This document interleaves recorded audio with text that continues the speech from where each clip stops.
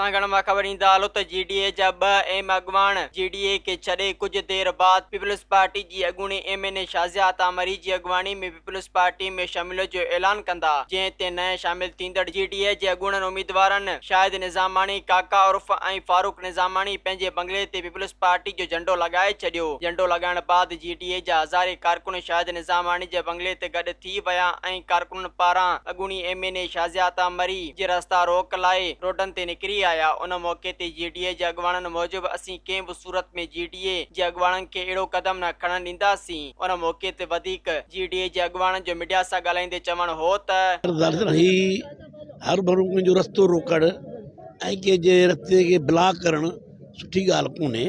हर पासे सियासत हले थी, अॻिते असांखे ॿिए पासे वञिणो आहे।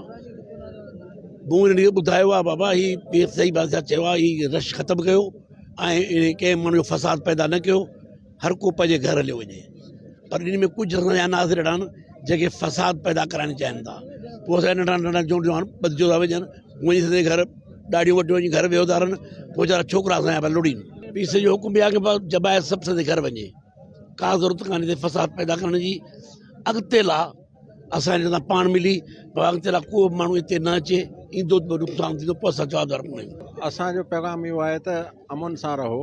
जेको पीर साहिब जो हुकुम आहे उहो ख़लीफ़े साहिब ॾेई छॾियो आहे सभिनी खे। महिरबानी करे उहो पंहिंजे पंहिंजे घरनि ॾे हलिया वञो, ताकी छो त हीअ इलेक्शन आहे, इलेक्शन जे सिलसिले में हुननि पंहिंजो हिकिड़ो प्रोग्राम ॾेई छॾियो आहे। हाणे हू अचे थी पई, माई अचे थी शादिया, त हुनखे अचणु ॾियो त हू हुननि वटां थी हली वञे। तव्हां हिननि खे पंहिंजे पुरज़ोर तरीक़े सां इलेक्शन जे ॾींहुं में हिनखे अहिड़ी शिकस्त ॾियो जो ही आईंदा सांगड़ में क़दम रखण जी ज़रूरत ई न पवे, ऐं उहो तव्हां वोट जे ज़रिए कयो। बाक़ी ही जे रस्ता रोक कंदासीं त पोइ असां पंहिंजी कमज़ोरी त ज़ाहिर न करियूं न।